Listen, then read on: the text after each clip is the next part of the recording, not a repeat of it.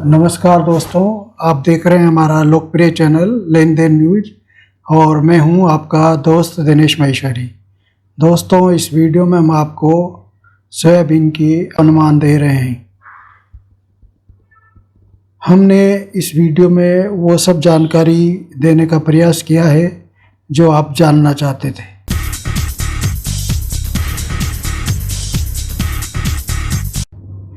तो दोस्तों, अगर आप इस चैनल पर नए हैं तो सबसे पहले आप हमारे चैनल लेन देन न्यूज को सब्सक्राइब कीजिए ताकि आपको नया वीडियो मिल सके। तो लीजिए दोस्तों, सुनिए सोयाबीन की ये रिपोर्ट यानी पूर्वानुमान।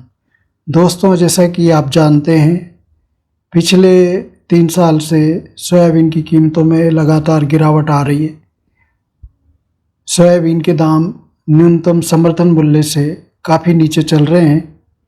ऐसा तब हो रहा है जब बारिश से सोयाबीन की फसल काफ़ी क्षतिग्रस्त हो चुकी है।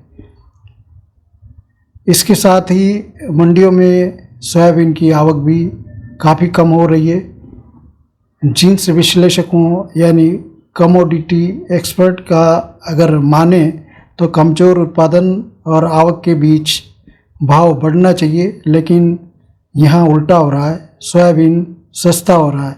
इसकी वजह हम सोयाबीन की कमज़ोर मांग को मानते हैं। मंडियों में सोयाबीन की नई आवक हो चुकी है, हालांकि ये पिछले साल से काफ़ी कम ही है।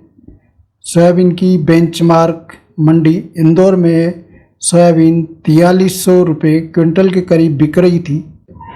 सोयाबीन का MSP 5328 रुपये क्विंटल घोषित किया है, जबकि इंदौर के भाव पर ही अगर देखा जाए तो सोयाबीन MSP से 1000 रुपये नीचे बिक रही है। मध्य प्रदेश के सोयाबीन किसानों का कहना है कि इंदौर में भले ही भाव 4300 रुपये प्रति क्विंटल हो, लेकिन धार, हरदा व अन्य मंडियों में सोयाबीन MSP से 1500 रुपये से ज़्यादा नीचे बिक रही है। अब हम जानेंगे कि सोयाबीन की आवक कम होने के बावजूद भी भाव क्यों नहीं बढ़ रहे हैं।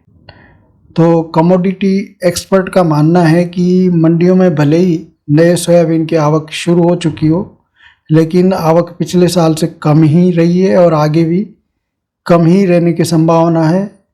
जिंसों के दाम आवक के आंकड़े रखने वाली एजेंसी एगमार्क नेट के मुताबिक इस साल 1 से 9 अक्टूबर के बीच मंडियों में 1.44 लाख टन सोयाबीन की आवक हुई है, जो पिछले समान अवधि की आवक 3.16 लाख टन से काफ़ी कम है।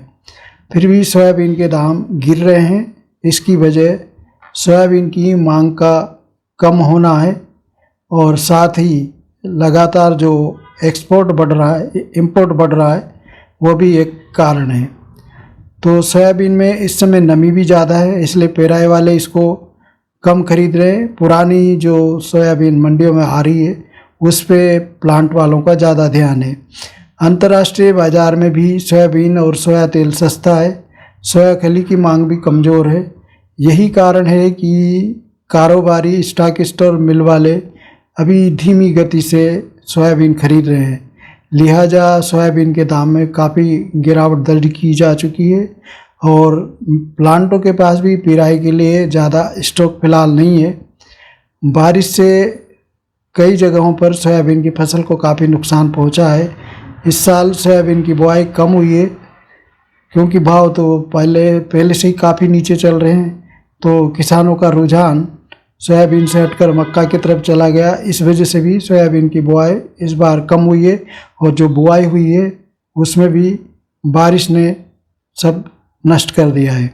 सरकारी आंकड़ों के अनुसार इस खरीफ सीजन में 120.45 लाख हेक्टेयर में सोयाबीन की बुआई मानी गई है, जबकि पिछले सीजन में ये आंकड़ा इससे अधिक 129.55 लाख हेक्टेयर था। कम रकबा के बीच बारिश से सोयाबीन को काफ़ी नुकसान हुआ है। सोयाबीन उत्पादक किसानों का कहना है कि हाल ही में कटाई के समय बारिश होने से भी सोयाबीन को काफ़ी नुकसान हुआ है, जिससे 1 बीघा में 2 से 2.5 क्विंटल ही सोयाबीन निकल रहा है, जबकि इसे 3 से 4 क्विंटल के बीच निकलना चाहिए। बुआई में भी कमी आई है और बारिश से नुकसान के कारण कारोबारी अनुमान के मुताबिक इस साल 100 लाख टन सोयाबीन का उत्पादन होने का अनुमान है। पिछले साल यह आंकड़ा 110 लाख टन था। सोपा ने वर्ष 25-26 के वर्तमान मार्केटिंग सीजन यानी अक्टूबर से सितंबर के दौरान सोयाबीन का घरेलू उत्पादन 105.36 लाख टन पर समेट दिया है। यह दोस्तों वीडियो कैसा लगा? अगर अच्छा लगा हो तो इस वीडियो को लाइक कीजिए, शेयर कीजिए, साथ ही हमारे चैनल लेन देन न्यूज को सब्सक्राइब कीजिए। आखिर में आपसे निवेदन है कि किसी भी रिपोर्ट को लेकर आप भ्रमित ना हो। ये जानकारी विशेषज्ञों के सहयोग से आप तक पहुंचाई गई है। अगर आप कमोडिटी की और रिपोर्ट पढ़ना चाहते हैं तो आप हमारी वेबसाइट www.lendennews.com पर भी पढ़ सकते हैं। हाँ, एक बात और, वीडियो में दी गई जानकारी पूर्वानुमान पर आधारित होती है। बाद में कई बार परिस्थितियाँ बदल सकती है, इसलिए कोई भी सौदा आप अपने विवेक और सूझबूझ से कीजिए। किसी भी नुकसान के लिए चैनल उत्तरदायी नहीं है। ये वीडियो देखने के लिए आपका धन्यवाद, आभार। और आप अपनी अमूल्य राय कमेंट बॉक्स में लिखिए। अगर आप सुझाव देंगे तो हम हमारी रिपोर्ट को और बेहतर बना सकेंगे। जल्दी ही आपकी सेवा में नया वीडियो लेकर फिर हाजिर होंगे। तब तक के लिए धन्यवाद, नमस्कार।